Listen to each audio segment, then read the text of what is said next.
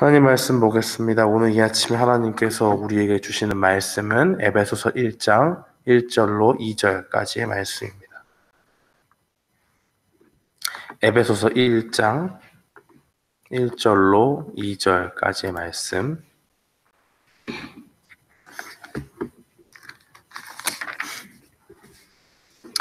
우리 다 찾으신 줄 알고 함께 한 목소리로 봉독하겠습니다. 하나님의 뜻으로 말미암아 그리스도 예수의 사도된 바울은 에베소에 있는 성도들과 그리스도 예수 안에 신실한 자들에게 편지하노니 하나님 우리 아버지와 주 예수 그리스도로 조차 은혜와 평강이 너희에게 있을지어다. 아멘.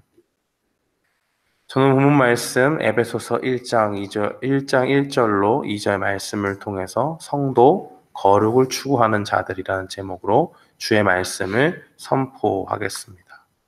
우리가 교회를 다닌다라고 하면 교회 다니는 사람을 여러 가지 여러 가지 표현으로 정의할 수 있는데, 특별히 이 바울은 우리를 향해서 그냥 단순히 교회 다니는 사람으로 이야기하지 않고 성도라고 그렇게 콕 집어서 사용하는 것을 봅니다. 이 서신서에 있는 대부분의 장들은 첫 장의 초반부를 이렇게 서두의 인사말로 시작하는데, 제가 살펴보니까 사도 바울이 여기뿐만 아니고 고린도전서에도 그렇고 성도라는 말을 이렇게 군데군데 쓴 것을 봅니다. 그러니까 하나님의 교회에 속한 자들을 성도라고 분명히 이렇게 찝어서 이야기하는 것을 볼 수가 있습니다. 이 바울은 에베소서를 쓸 때 이 옥에 갇혀서 로마 감옥에서 이 편지를 썼는데, 특별히 에베소에 있는 성도들뿐만 아니라 다른 교회에 속했으면서 이 편지를 1차적으로 에베소에 보내지만 이것을 회람하면서 다른 교회들이 볼 수 있기 때문에 이 에베소에 있는 사람들뿐만 아니라 신실한 자들에게 이 편지를 쓰고 있다라고 그렇게 볼 수가 있습니다. 에베소는 어떤 도시였냐면요, 유명한 항구가 있었고요, 무역이 활발한 곳이었고, 그러다 보니까 많은 사람들이 왔다 갔다 하면서 굉장히 경제적으로 풍요로웠는데, 그 가운데 무엇이 있었냐면 아데미라고 하는 그 풍요를 상징하는 그 여신이 있던 그 신전이 위치해 있던 곳입니다.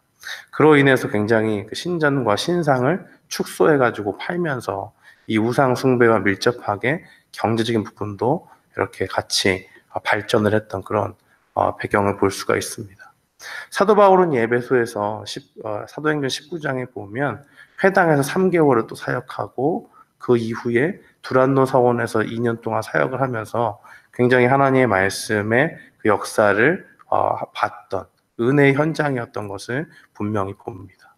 그 사람들이 단순히 예수님 믿고 내가 이제 생활을 바꿔야겠다라고 하는 그런 결신자들이 많이 일어났고, 사역의 열매로서 사람들이 실제로 변화되고 또 사랑을 행함으로써 자기의 믿음을 드러냈던 그러한 곳이기도 합니다. 오늘 본문에서 우리가 특별히 성도라고 하는 것을 집중해서 볼 것은, 왜 이 본문을 읽다가 왜 하필 성도라는 말을 썼을까라는 생각이 들어서입니다. 예수님을 믿는 자들에게 도대체 뭐가 필요하길래 우리를 성도라고 부를까라는 생각을 하게 되었습니다. 그러면서 본문이 이야기해 주는 것이 무엇일까, 뜻하는 것이 무엇일까 생각하다가 예수님 믿는 자들에게 거룩함이 요구되기 때문에 바로 우리를 성도라고 부른다라고 하는 것을 알게 되었습니다. 단순히 예수님이 거룩하시기 때문에 그런 것뿐만 아니라 구약에서 하나님은 자신을 거룩한 자로 먼저 나타내셨던 것을 봅니다. 레위기서 19장 2절 말씀에 보면 너는 이스라엘 자손의 온 회중에 고하여 이르라 너희는 거룩하라 나 여호와 너희 하나님이 거룩함이니라라고 그렇게 증거하고 있습니다.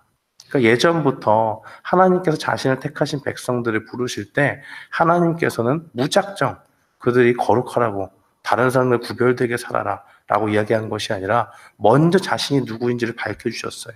너희가 믿고 있는 나 하나님이 누구냐? 내가 거룩하다. 그렇기 때문에 너희가 거룩해야 한다라는 것을 분명히 알려주셨습니다.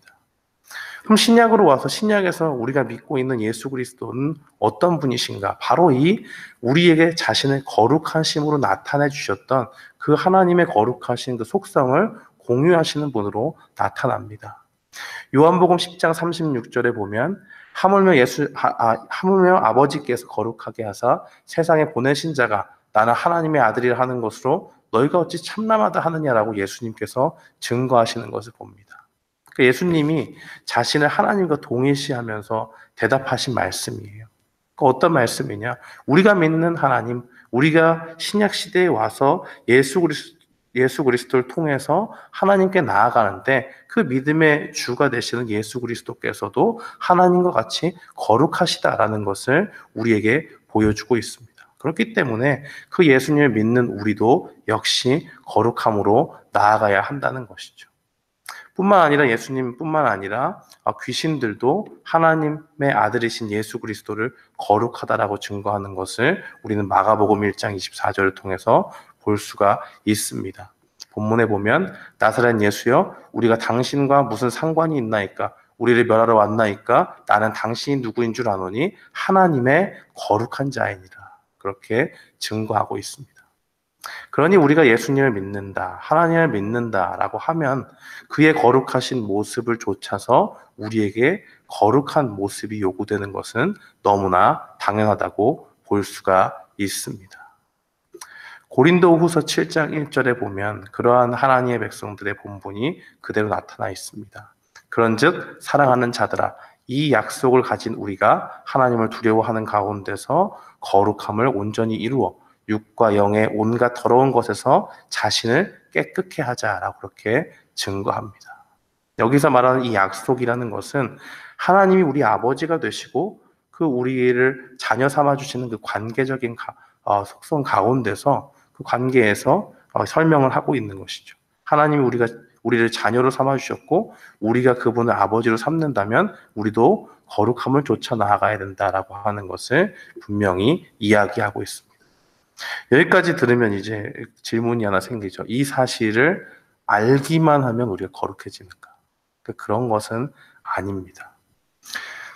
안다고 하는 것이 아니라 아는 것도 분명히 중요하지만 우리 하나님을 바로 아는 것을 중요하지요. 그렇지만 이것을 안다고 하는 것에서 그치면 아무 능력이 없습니다. 우리가 믿는 그 하나님, 우리가 믿는 예수 그리스도께서 거룩하신 분이라는 것을 믿었다면 우리에게 거룩이 요구된다는 것을 알고 있을 뿐만 아니라 그것을 실제로 우리가 행해야 하는 것이죠. 근데 한번 생각해 보세요. 내가 오늘부터 결단을 하고 오늘부터 거룩하게 살아야겠다라고 열심히 노력하면 거룩함이 이루어집니까? 제 자신의 경험을 비춰봤을 때는 훨씬 많은 부분 좌절함이 따라오더라고요. 제 힘으로 하려니까 잘 안 돼요. 매번 하나님의 말씀을 기준으로 삼고 그것을 쫓아가려고 부단히 애쓰면서 나아갈 때 그 가운데서 자주 넘어짐을 봅니다. 그런 가운데서 우리가 분명히 기억해야 할 것은 하나님 아버지의 또 예수 그리스도를 통해서 오는 그 은혜와 평강이 없이는 우리가 거룩함으로 나아갈 수 없다는 사실을 분명히 기억해야 됩니다. 그렇기 때문에 바울은 이 편지를 쓰면서 하나님 우리 아버지와 예수 그리스도조차 은혜와 평강이 너에게 있을지어다라고 그렇게 기도하고 있는 것입니다. 그 거룩은 전적으로 하나님의 은혜 없이는 불가능하다라는 것을 보여주는 것이죠. 우리의 힘으로는 가능할 수가 없는 것입니다. 여기서 말하는 하나님의 은혜라는 것은 어떤 것을 의미합니까? 죄를 사하여 주시는 그 은혜를 말하는 것입니다. 또 우리를 의롭다고 여겨주시는 그 은혜를 이야기하는 것입니다. 우리가 어떤 공로가 있어서 우리가 뭔가 잘났기 때문에 하나님께서 우리를 자녀 삼아 주신 것이 아니고 우리를 거룩하게 변화시켜 주시는 것이 아니라 우리가 넘어져요. 근데 그 넘어지는 그 죄 가운데서도 하나님께서 이 죄를 용서해 주시는 그 은혜를 믿고 하나님 앞에 나아가는 그 은혜가 있을 때만이 우리가 다시 거룩으로 나아갈 수 있다는 것입니다. 그러한 은혜를 경험하는 사람들의 그 마음 가운데 무엇이 있겠습니까?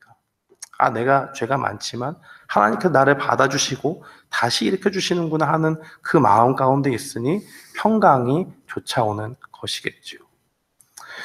그렇기 때문에 우리는 바울이 오늘 본문을 우리에게 주신 말씀을 귀하게 여겨야 하는 것입니다. 바울은 우리를 성도라고 부르고 우리에게 하나님의 은혜와 평강이 있을 것을 기도하고 있습니다.